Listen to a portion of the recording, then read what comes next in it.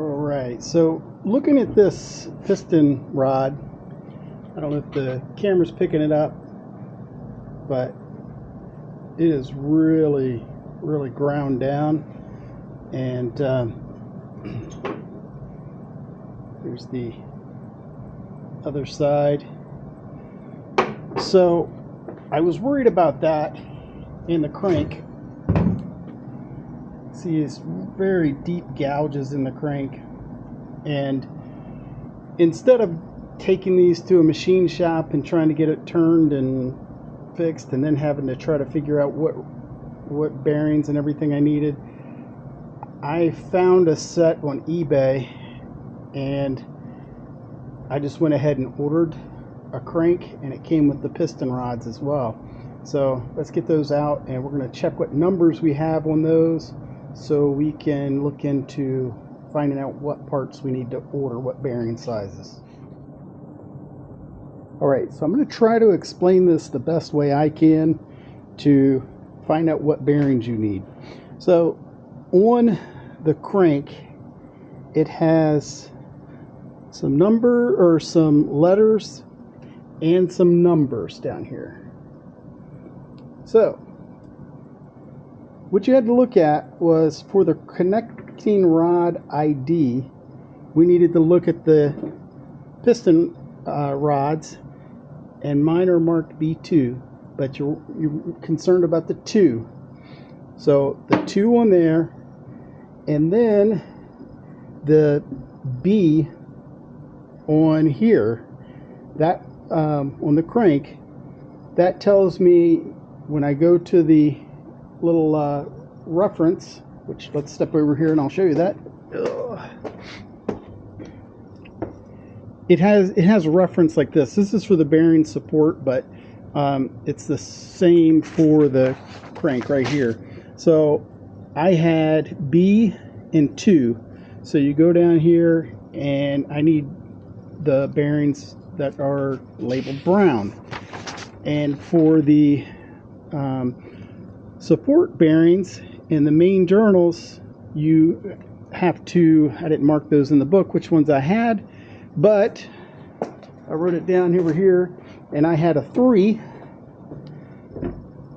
right here on my crank, and then on the motor here I have BB. So that means both of these are B's. I have heard of people having a B and an A, or a B and a C, so you have to check both of them. Mine are both BB, so I need the black support bearings. So the support bearings will be black, and the piston rod bearings should be brown. So I hope I explained that.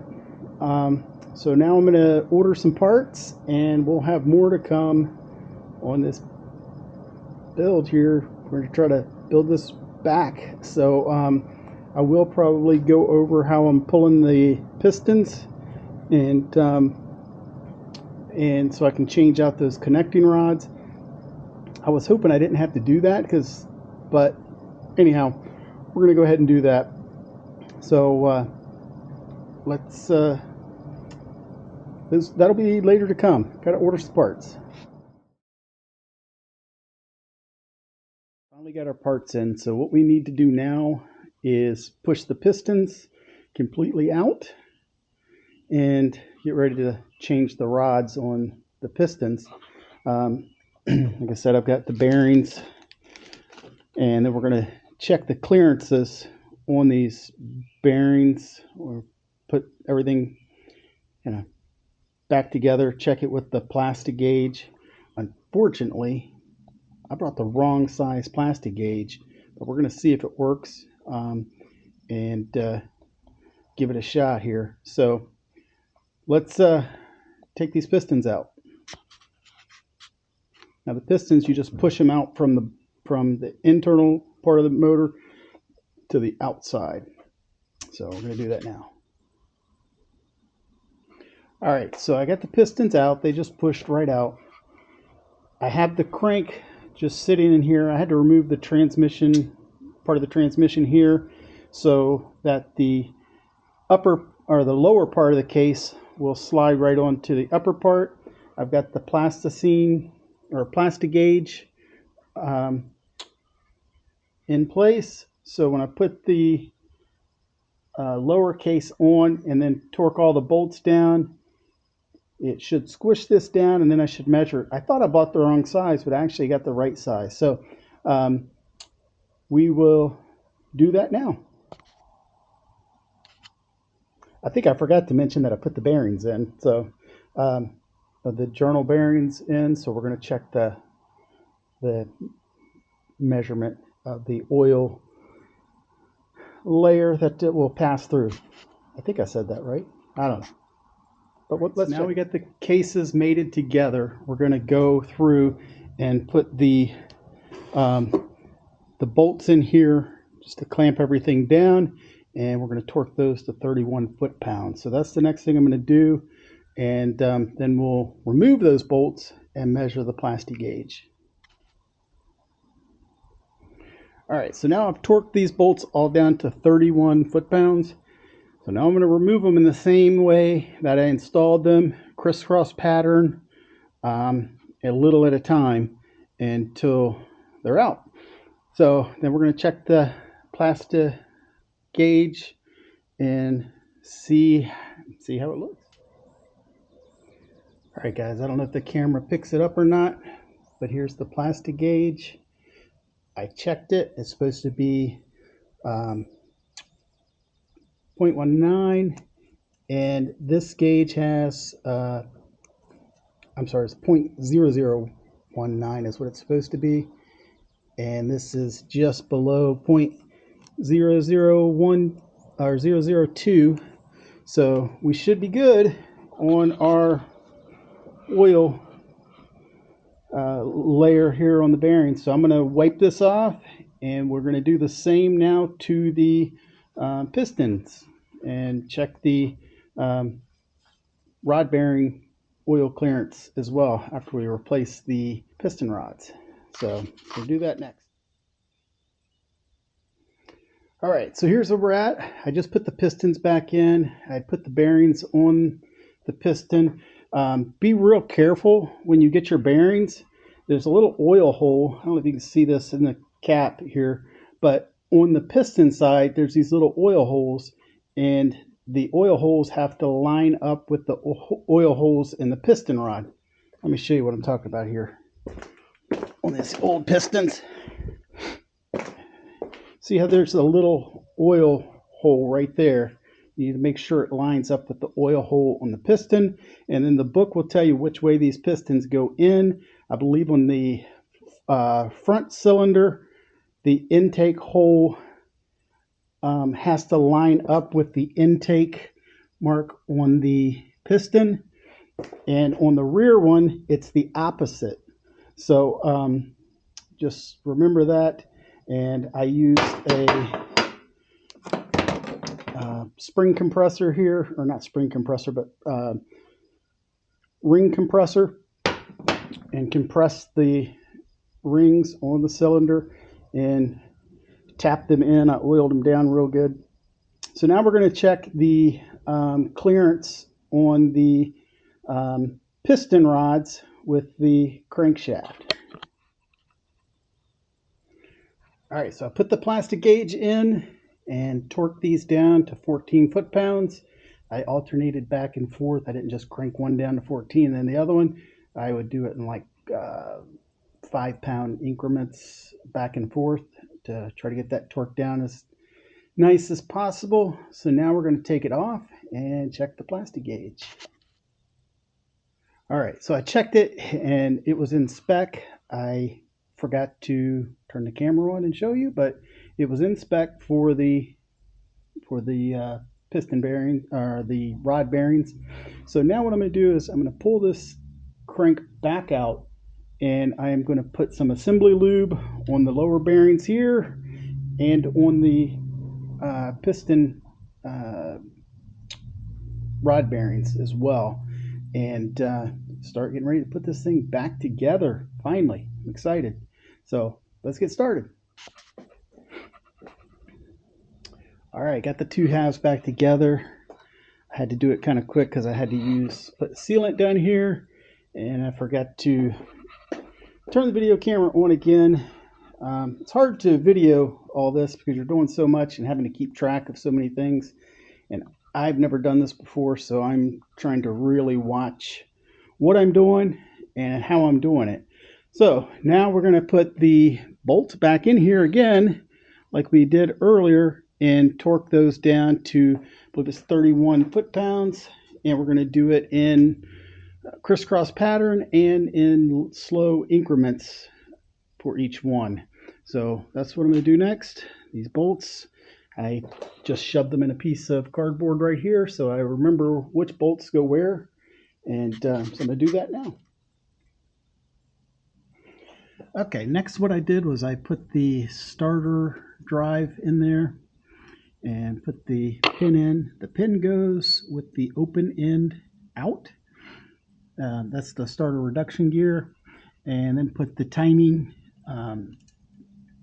put the chain on with the chain tensioners. So now we're going to do the chain tensioners on the other side. And then we're going to put the oil pump assembly and all that on the other side. So, all right, guys, I'm going to try to describe where we're at, what we've done. We put the oil pump assembly, sorry, didn't have any camera. Oil pump assembly on. It has to slide all in one piece. I just have the bolt right now finger tight just in there holding it in place because I'm going to pull it out, put Loctite on it. Put the water pump pulley or in with the chain, the sprocket, and okay, I don't know why my camera shut off, but put the primary drive on and the direction. It has some springs. Here's everything that goes on it. If you can see that, mine is a 98, so it has this weird little spring washer. So I put all that on. I put the bolt in. I'm going to put the clutch basket back on so I can tighten this to 65 foot-pounds. So that's where we're at right now. And then we're going to assemble the clutch next.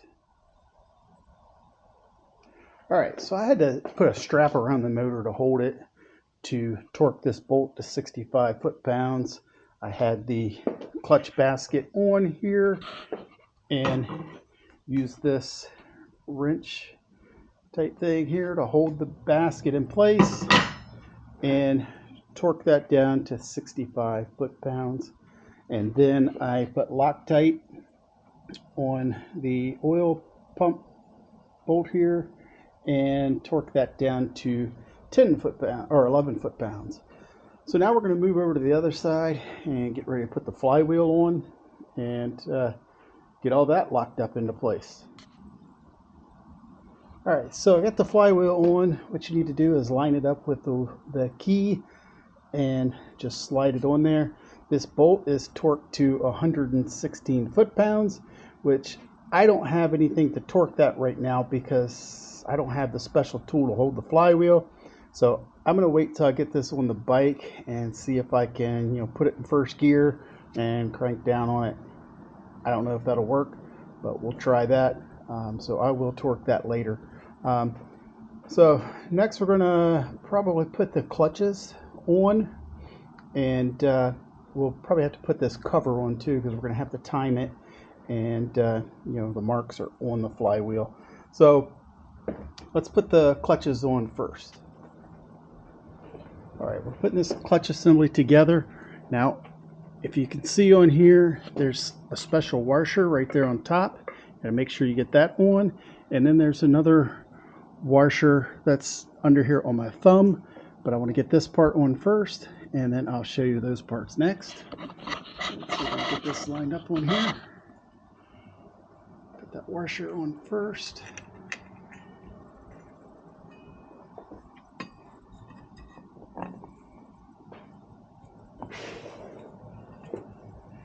Alright, we get that on, and then here's the other washer that goes on.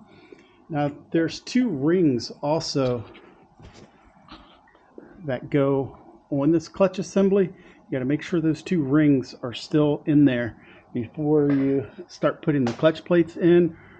I've been warned that you'll get a terrible vibration and shimmy in your clutches if you don't have those in. One of my followers or watchers mentioned that to me, so I just wanted to pass that on to you as well. Make sure those two rings are in there before you put your clutch plates in. All right, so now we're probably going to have to torque down this center bolt, get that all ready, and then we'll put the clutch plates in. And this. All right, so I got this bolt torqued down to 94 foot-pounds. Had to strap the motor back down again. Had to put a strap around the part to hold the clutch basket, and had to use a bar on my torque wrench to get it, but we got it. So now I think you have to we have to bend down the little tab on that bolt or on that nut, and then it's time to put the clutch plates on. All right, now that we have all the disc and plates on, we're going to put the cover on, and we're going to lube that bearing up some before we put it in there, and then we'll put the springs and the bolts in that hold everything together. All right, so got all these bolts in and torqued down to 9 foot-pounds. Got that little push rod piece that the push rod goes through and hits there. The bearings lubed, all the clutch plates lubed and put on. So this thing's finally starting to look like a motor a little bit. So let's see what we got to do next. All right, so next we're going to put the head on. I cleaned the head, get as much as I could off of the mating surfaces. Use new head gaskets. These are new ones. I didn't want to have to take a chance of having to do this part of it again. So they're expensive. They're $50 a piece. Is the best I could find. So we're going to go ahead and get these ready to go on. I cleaned the mating surfaces down here underneath the head gaskets as well, and put the dowel pins over in the head. So next we're going to start putting these things on. All right, so we've got the heads on. Those are all torqued down. I put the manual chain tensioners on here that I'm going to install. Put those in. So now we're going to get ready to put the rest of the head together and put the cams in and the gears, and we'll have to set the timing and all of that. So let's move on to that. All right, got all the shims and buckets in place for the intake and exhaust on the front, and the shims for the intake and exhaust on the rear. So now we're probably going to be putting the cams in. So let's continue moving on. All right, so I went ahead and put the cams in and set the timing and all that. I didn't record any of it because, to be honest with you, the book is very confusing on what you need to do. I'm going to break it down for you the best I can. What you want to do is turn the flywheel till you get the FT mark. You want to do the front cams first. Find the FT mark, get it lined up, and then you'll want to line up your FI for front intake parallel with this part of the engine casing there, and the FE for front exhaust parallel here. You'll want both you'll have to kind of rotate your cams around a little bit so they're both open. And I believe both of mine, one was pointing away and the exhaust was pointing down, I believe it was what it was. And that's how I set it. Hopefully it's right. If it runs terrible, I know what to check first is the timing, but the book is not very clear on it, or at least not the book that I have. And I basically did the same thing with the exhaust. or I mean with the intake and exhaust on the rear cylinder. So everything's in. The motor rolls over really easy. So we've got some other things to do. The water pump and everything to put on the other side. Okay, we're getting down hopefully to the last of it. I went ahead and put this cover on. I put a new gasket in here as well. So I did use a little bit of gasket maker around the water pump there, and then a little bit along the bottom of the gasket here where the oil sits. The book didn't really tell me anything about it, but that's what I did. When you take these bolts out of your side cover, you may want to poke them in a box like I did for the bolts underneath that held the case together, because they do go in a specific place. There's long bolts and short ones, and so I had to hunt around for a bit to find where all the short ones went and where all the long ones went and all that fun stuff. Not really a big deal, but it would just make things a little easier. All right, so next I'm going to put the water pump on, and these valve covers are just sitting on here. I just sat them on there last night. So we're going to get ready to put those on, and then we'll have the other cover on the other side to replace the gasket and put on as well. So let's get to it. All right, we got the motor all back together. I think it's ready to go back in the frame, or the frame is ready to go on the motor, whichever way you want to look at it. I think this is definitely going to end everything right here. I'm not going to do a video of installing it back in the bike, but hopefully this helped. I will try to include video of it running, and we'll go over the final little bits of it. But I'm gonna go ahead and start working on getting this back in the frame. So thanks for watching. Please like, subscribe, and I will not sure how I'm going to put this video together, if it's going to all be at once or break it up into pieces. But thanks for watching. Please like, subscribe, and there'll be more to come.